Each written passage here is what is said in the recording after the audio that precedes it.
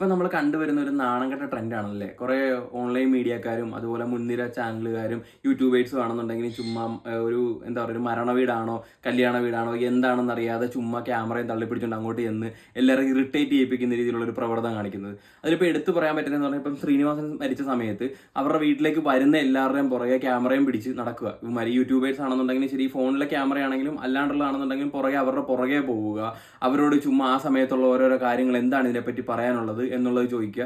അതുപോലെ തന്നെ കണ്ടാണ് ഈ ശ്രീനിവാസന്റെ കർമ്മം ചെയ്യുന്ന സമയത്ത് അതിന്റെ തൊട്ട് മുകളിലായിട്ട് മൈക്ക് ഉൾപ്പെടെയുള്ള സാധനങ്ങൾ കൊണ്ടുവച്ച് എന്താണ് അവർ പറയുന്നതെന്ന് റെക്കോർഡ് ചെയ്തെടുക്കാനുള്ള നോക്കുന്ന ഒരു നാണംകെട്ട സ്വഭാവം ഇതെല്ലാം നടക്കുന്നത്. അതുപോലെ തന്നെ ഈയിടെ മോഹൻലാലിന്റെ അമ്മ മരിച്ചപ്പോഴത്തേക്കാണെങ്കിലും അവിടെ വന്നിരിക്കുന്നവരോടാണെങ്കിലും എന്ത് തോന്നുന്നു, എന്താണ് പറയാനുള്ളത് എന്ന് ചോദിച്ച് അവർ പുറകെ നടക്കുന്നത്. അമ്മയുടെ കർമ്മം ചെയ്യുന്ന സമയത്ത് പുള്ളി പറഞ്ഞ എന്നെ കർമ്മം ചെയ്യാൻ അനുവദിക്കും എന്നും പറഞ്ഞു. അപ്പൊ എന്തൊരു ഗതികേടാണെന്ന് വെച്ചു. പുള്ളി നമുക്ക് സെലിബ്രിറ്റി സൂപ്പർ ഹീറോയും കാര്യങ്ങളും ഒക്കെ ആണെന്നുണ്ടെങ്കിലും പുള്ളി ഒരു മകനാണ്, പുള്ളിക്ക് ചെയ്യാനുള്ള കർമ്മങ്ങളുണ്ട്.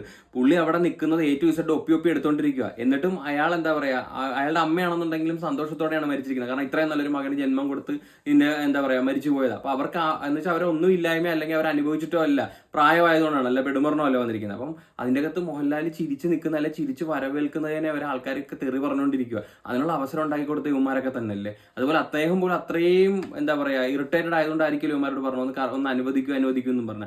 എന്നിട്ട് പോലും ഇവനൊക്കെ ആ നാണംകെട്ട മാധ്യമധർമ്മം മാറ്റി നിർത്താനായിട്ട് ശ്രമിക്കുന്നില്ല. നല്ല കാര്യങ്ങൾക്ക് വേണ്ടിയിട്ട് ഇവന്മാരുടെ സ്കില്ല് ഉപയോഗിക്കുക, അതെന്തെങ്കിലും സമൂഹത്തിന് പ്രയോജനം ഉണ്ടാവും. ഇങ്ങനെയുള്ള കാര്യങ്ങൾക്ക് ഇങ്ങനെ തൂക്കിപ്പിടിച്ച് നടന്നിട്ട് കാര്യമുണ്ട്. ഒന്ന് ഞാൻ ചോദിക്കട്ടെ, ഇപ്പം ഒരു മരണ വീട്ടിലേക്ക് വരുന്ന പലർക്കും പല മാനസികാവസ്ഥയായിരിക്കും. ചിലപ്പം ചിലർ പേരിന് വേണ്ടിയിട്ട് വന്ന് ആൾക്കാരുടെ മുമ്പ് ഷോ കാണിച്ചൊരു റീത്തും വെച്ച് പോകാൻ വരുന്നവരായിരിക്കും. അവർക്ക് ഇങ്ങനെയുള്ള സംഭവങ്ങളൊക്കെ ചിലപ്പോൾ ഇഷ്ടമായിരിക്കും. കാരണം മുഖം സോഷ്യൽ മീഡിയയിൽ നിറഞ്ഞു നിൽക്കുമല്ലോ എന്ന് വിചാരിച്ച് അവർക്ക് ഭയങ്കര ഇഷ്ടമായിരിക്കും. അല്ലാതെ ചിലർക്ക് ഇഷ്ടം കൊണ്ടോ അല്ലെങ്കിൽ അവരോടുള്ള താല്പര്യം കൊണ്ടോ അല്ലെങ്കിൽ അവരുടെ പ്രിയപ്പെട്ടവരായിരുന്ന ഒരു വിട്ടുപോയതിന്റെ വിഷമം കൊണ്ടൊക്കെ ആയിരിക്കും അവർ ഈ കാണാൻ വേണ്ടിയിട്ട് വരുന്നത്. ആ ടൈമിൽ അവരുടെ മുമ്പിൽ അവർക്കൊരു പ്രൈവസി കൊടുക്കാതെ ഈ ക്യാമറയും പൊക്കി പിടിച്ചുകൊണ്ട് അവരുടെ മുമ്പിലോട്ട് ചെല്ലുക, അവരോട് എന്താണ് ഇതിനെക്കുറിച്ച് പറയാനുള്ളത് എന്നും പറഞ്ഞ് ചോദിച്ചു ചെല്ലുക. ഇതിനോടൊന്നും അങ്ങോട്ട് യോജിക്കാൻ പറ്റാത്തൊരു കാര്യമാണ്. എനിക്ക് മാത്രമല്ല, എനിക്കൊന്നും ഒരുമാതിരിപ്പെട്ട ആർക്കും യോജിക്കാൻ പറ്റാത്തൊരു കാര്യമാണ്.